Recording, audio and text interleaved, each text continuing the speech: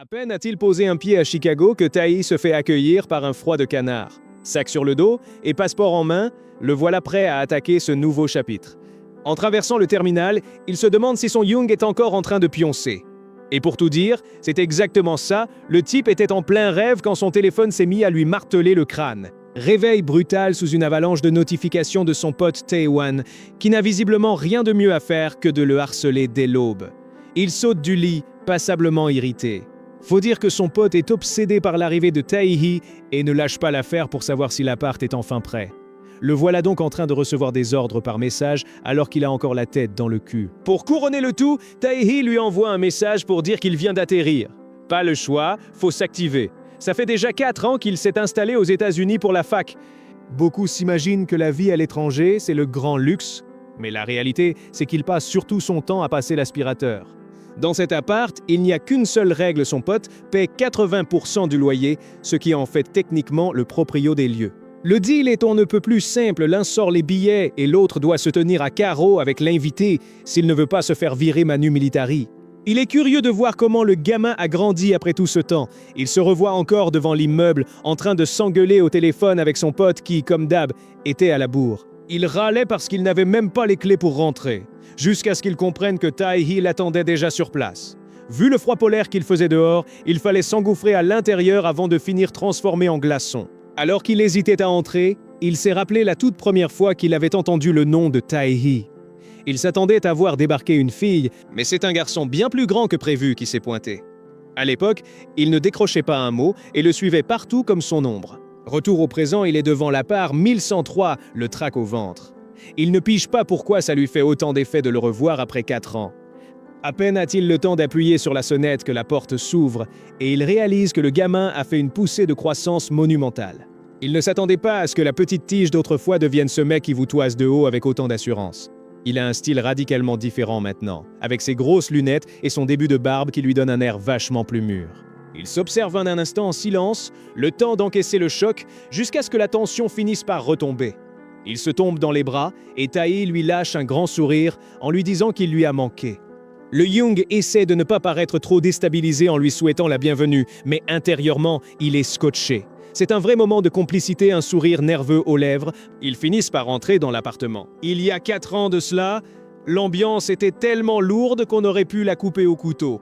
Tae-Wan était là, recroquevillé sur le canapé, mourant d'inconfort, pendant que le jeune Tae-hee restait dans sa bulle, les écouteurs vissés sur les oreilles, ignorant tout le monde, pas même un bonjour pour l'invité. Tae-Wan ne savait plus où se mettre. Avec un nom pareil, il s'attendait à tomber sur une fille, mais il se retrouvait face à un gamin mutique qui ne calculait personne. Le silence était devenu insupportable, mais la curiosité a fini par l'emporter. Il a jeté un coup d'œil pour voir ce qui le captivait autant. Et c'est là que ça devient bizarre. Il s'est avéré que Tae regardait Power Fruits Girls, une série pour fillettes. Le gamin a failli faire une attaque en se voyant démasqué.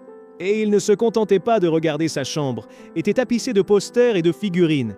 Une passion pour les fraises magiques qui frisait le diagnostic médical. En voyant ça, Tae-Wan ne l'a pas jugé. Au contraire, ses yeux se sont illuminés. Il venait enfin de trouver un adepte de sa propre religion. Pour ne pas passer pour un tordu, l'aîné a dû inventer qu'il connaissait la série grâce à sa sœur, allant même jusqu'à lui demander quel était son personnage préféré. C'est là qu'ils ont compris qu'ils étaient dans le même bateau. Tae-Wan passait son temps à se faire critiquer parce qu'il regardait des dessins animés à son âge. Le petit a suivi le mouvement pour ne pas casser le délire, et ils ont fini par sympathiser de la manière la plus improbable qui soit. Au final, le mec le plus sérieux du coin avait les goûts d'une gamine de 5 ans. Et le jeune homme est devenu son unique complice dans ce crime contre la maturité.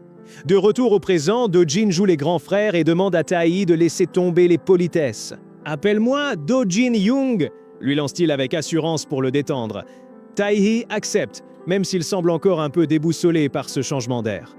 Pendant ce temps, Do-jin ne peut s'empêcher de le dévisager. Ce garçon n'a plus rien à voir avec le gamin aux lunettes énormes dont il se souvenait. Le changement est tellement radical qu'il a l'impression qu'on a carrément remplacé le personnage sous ses yeux. Un coup d'œil rapide à la chambre confirme que la passion du petit n'est pas une blague. Murs tapissés et étagères remplis de figurines Power Fruits Girls partout, le gars s'est carrément construit un sanctuaire en plein Chicago et n'a aucune intention de s'en cacher. Alors que l'ambiance devenait étrange, la sonnette annonce l'arrivée de la pizza. Le jeune homme file la récupérer, laissant l'autre tout seul dans le salon à essayer de digérer la situation. Do-jin reste là, en nage, essayant de comprendre pourquoi la version mise à jour de son pote le met dans un état pareil. Le garçon revient avec le repas, affichant cet air d'étudiant modèle qui n'y touche pas, mais avec un charisme que Do-jin a du mal à ignorer. C'est le moment de vérité, pizza ouverte, bière à la main et toast officiel pour célébrer la cohabitation. Il s'installe par terre pour dîner et tenter de briser la glace après tout ce temps. Do-jin finit par oser dire ce qu'il pense et lui avoue que sa métamorphose physique l'a totalement pris de court. Il se risque même à lui dire que les cheveux courts lui iraient bien mieux, mais le jeune homme a une excuse imparable, la flemme. Apparemment, c'était son frère qui choisissait ses fringues et le coiffait. Une assistance qui finit par vous rendre totalement inapte au quotidien dès qu'il faut réfléchir par soi-même. Vivant seul, le garçon a décrété que le peigne était optionnel. Si perdre sa dignité lui permet de gagner 5 minutes de sommeil, c'est un contrat qu'il signe tous les matins. Do-jin reste sans voix quand le petit lui offre un sourire après des années de silence. On sent que l'alchimie entre ces deux-là est toujours là, intacte malgré le temps. Tae n'a pas seulement de la mémoire, il a un chronomètre dans la tête. Do-jin lance un vague 6 mois depuis leur dernière rencontre, mais le jeune homme le stoppe net avec la donnée exacte 3 ans, 6 mois et 2 jours. L'aîné gobe l'excuse du tic d'étudiant en ingénierie, même s'il est évident que le gamin le suit à la trace depuis une éternité. Entre la pizza et la bière, la discussion s'étire jusqu'à ce que Do-jin s'écroule de sommeil en pleine soirée. Le malaise commence quand il se réveille au milieu de la nuit, totalement désorienté, en entendant des halètements rythmés qui ne viennent clairement pas d'un cauchemar. Do-jin reste pétrifié en réalisant que le gamin, à peine emménagé, est déjà en train de se faire plaisir alors qu'il dort juste à côté. Le garçon a la libido au plafond et la pudeur au sous-sol, un cocktail explosif pour la santé mentale de Do-jin, qui ne peut plus que fermer les yeux très fort en se demandant si Tae est vraiment en train de se toucher là, juste sous ses yeux. Do-jin a appris à la dure que la vie en cité U aux États-Unis n'avait absolument rien à voir avec ce qu'on voit dans les films. Il a débarqué plein d'illusions, mais son comité d'accueil s'est résumé à une bonne dose de nuisances sonores. Son coloc était déjà en plein ébat, s'envoyant en l'air sans aucune gêne. Et le rêve américain de Do-jin a volé en éclats en moins de 5 minutes. 2 ans plus tard, son pote Tae-wan lui a proposé de s'installer chez lui puisque la maison était libre. C'était l'affaire du siècle. Du moins jusqu'à ce qu'il réalise que le deal incluait aussi le petit frère. Maintenant, le pauvre doit se coltiner les bruits de Tae-hee en direct. Il reste là, prostré, rouge comme une pivoine, et le cœur au bord de l'implosion, parce qu'entendre un homme prendre son pied n'était pas vraiment au programme de son semestre. Il meurt de honte, c'est plus fort que lui pourtant. La curiosité finit par prendre le dessus, il tourne légèrement la tête pour observer le visage de l'autre, et l'atmosphère devient soudain si pesante qu'il en oublie presque de respirer. Le lendemain matin, on le tire du canapé sans ménagement, c'est l'heure d'y aller. C'est là que Baek-san, le gars aux cheveux bleus, débarque et il tombe nez à nez avec Tae-hee, qui avance tel un mort-vivant, complètement ébouriffé et avec une tête à ne pas avoir dormi depuis 10 ans. Baek-san n'en revient pas qu'il soit frère, l'un déborde d'énergie, tandis que l'autre a l'air d'être sur le point de s'évanouir. Une fois à la fac, il file direct à la réunion de bienvenue pour les étudiants coréens. Tae-hee est assis là, d'une humeur de chien, affichant une mine qui hurle qu'il préférerait être n'importe où sauf ici. Le gamin s'est fixé un objectif clair, ne pas adresser la parole à une seule âme jusqu'à la fin de son cursus. Si son grand frère ne l'avait pas traîné de force, il serait resté enfermé dans sa chambre au lieu de se retrouver au milieu de cette foule. Do-jin essaie de faire bonne figure avec un sourire de façade, mais intérieurement, c'est le calvaire. Il est incapable de le regarder dans les yeux sans que les images de la nuit dernière ne le hantent. Avoir surpris son coloc dans une telle position, en plein milieu du salon, est un traumatisme qu'il n'est pas prêt d'oublier. Le pire, c'est que Tae-hee s'est levé comme si de rien n'était, le saluant avec un calme olympien qui rend Do-jin complètement dingue. Il tente de se persuader que c'était juste l'effet de l'alcool, mais la scène reste gravée dans son esprit.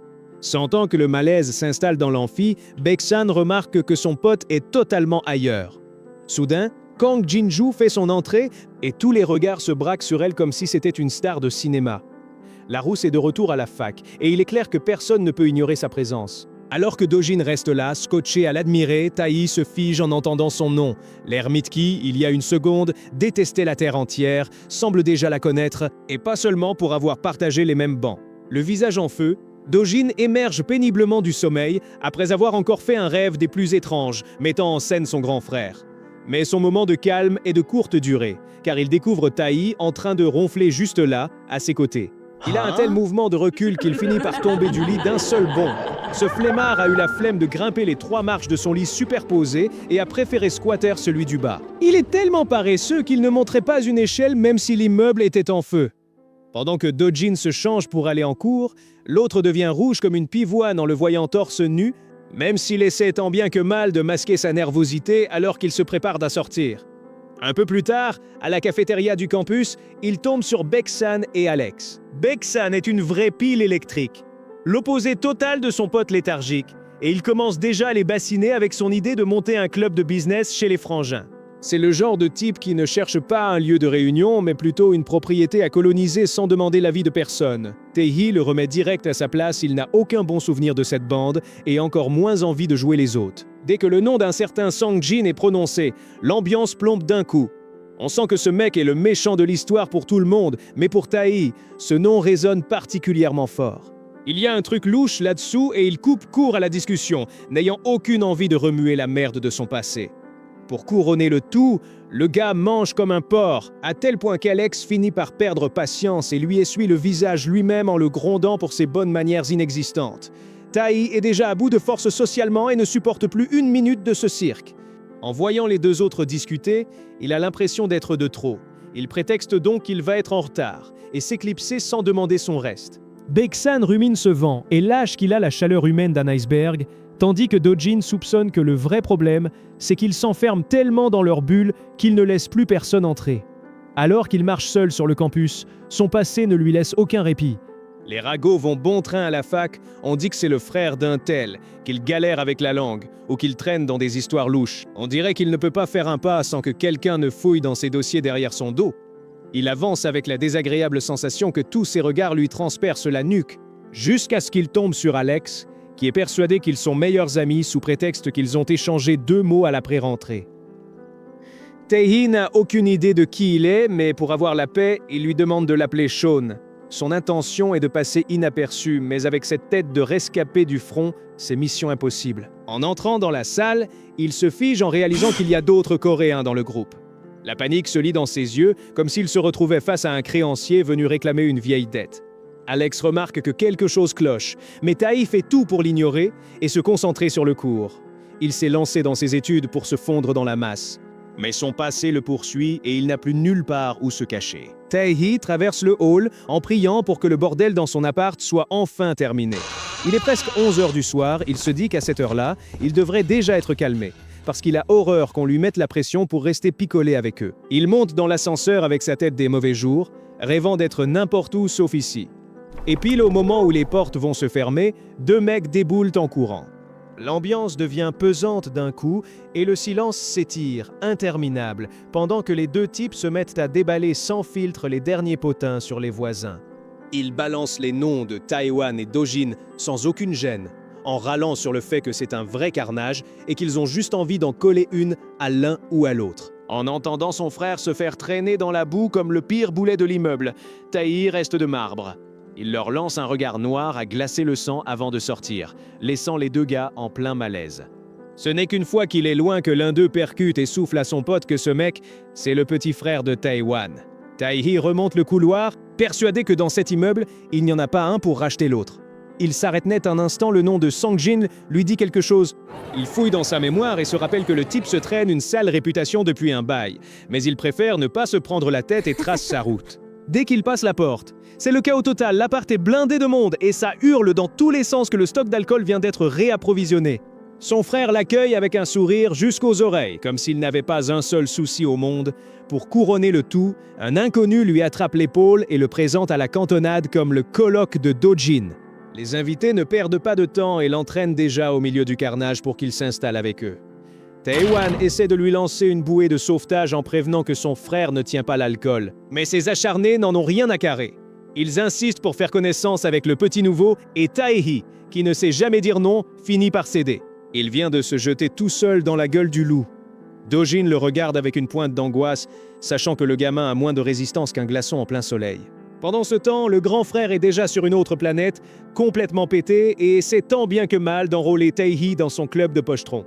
Dojin décide alors d'intervenir en douceur. Il se penche vers lui pour lui murmurer un plan d'évasion rapide à l'oreille. Il lui conseille de descendre son verre cul sec et de filer direct dans sa chambre, en lui promettant qu'il va se charger de virer tout ce beau monde avant minuit. Le contact fait sursauter Tai, mais le message est passé. Sans hésiter, il saisit le gobelet rouge et s'envoie le mélange d'un trait comme si c'était de la flotte. La foule exulte, persuadée que ce foie d'acier est un trait de famille. Dojin reste sans voix en voyant le gamin reprendre ses esprits. Avec un petit sourire, il s'avère que le petit est un pro pour souffrir en silence sans rien laisser paraître. Tae-wan, lui, finit par se convaincre qu'au fond, son frère adore picoler. Il n'a pas la moindre idée de la monumentale erreur qu'il est en train de commettre. Dojin est le seul à voir venir la catastrophe, mais c'est déjà trop tard puisqu'il ne l'a pas envoyé se coucher tout de suite. Il va maintenant devoir assumer le spectacle. Parce que quand quelqu'un qui ne boit jamais commence à être pompette, ça devient vite dangereux. Le deuxième round commence et l'ambiance part en vrille avec les jeux à boire. Il lance un Bunny Bunny, un jeu que Tai ne connaît absolument pas et dont le groupe se sert comme excuse pour le faire boire encore plus. Le pauvre a déjà le regard dans le vide et le cerveau qui sature, mais la torture ne fait que commencer. Il n'y a rien de plus imprévisible qu'un mec bourré qui ne s'en est pas encore rendu compte. La nuit bat son plein dans la résidence. À l'intérieur, ils continuent leur petit jeu à boire et Tae-hee, comme d'habitude, ne touche pas une seule fois la cible. Le gamin a les joues écarlates à force d'alcool et son propre frère se marre en le regardant perdre encore. Dojin n'en peut plus du spectacle. Alors il décide de sauver le type et se descend ce verre dégueulasse d'un trait. Les autres l'acclament comme s'il était un héros, mais le frère finit par se lasser, l'attrape et l'entraîne jusqu'au lit. Dojin se retrouve seul avec lui, mais l'ivrogne devient collant, lui attrape le poignet et se met à parler en anglais, le suppliant de ne pas partir avant qu'il s'endorme. Dojin ne comprend pas pourquoi il devient si nerveux, mais il sent son cœur s'emballer à cause du regard que le gamin lui plante. Dehors, pendant ce temps, le reste de la bande part continuer la fête ailleurs, laissant l'ambiance dans cette chambre ultra chargée. Dojin essaie de se lever pour éteindre la lumière, mais l'autre le tire de nouveau et lui dit qu'il dormira mieux avec son visage juste devant lui. Son cœur bat à tout rompre, et pour cause le gamin le fixe avec une intensité qui le désarme, tout en lui avouant qu'être à ses côtés est la meilleure chose qui lui soit arrivée dans sa vie. Pour ne pas exploser de honte, Dojin essaie de prendre ça à la blague. Il lui dit que si c'était une fille, il aurait déjà mal interprété tout ça. Mais Tae-hee ne rit pas et lui assure qu'il ne se comporterait pas comme ça avec personne d'autre. Avec une ambiance si lourde qu'on en respire plus, Dojin tente de s'échapper en détournant la conversation vers les histoires de fac, mais comme l'ivrogne n'a aucun filtre, il lui demande carrément quelle est son expérience. En découvrant que le garçon a 20 ans, Dojin en a le souffle coupé et n'a jamais été avec personne une pureté difficile à croire avec une telle allure. Le gamin est pris d'un accès de timidité et se cache le visage, mais la gêne ne dure qu'un instant. Soudain, il lui attrape le bras fermement et l'achève d'une phrase « Apprends-moi à embrasser ». Quelle fin de malade! J'en ai le cerveau qui a complètement buggé. Puisque notre héros se cherche un prof pour ne plus être un bleu en galoche. Montrez-moi que vous êtes des experts en explosant le bouton like. Abonnez-vous pour voir s'il réussit son examen et dites-moi en commentaire quel autre manhwa vous voulez que je vous raconte. Allez, portez-vous bien!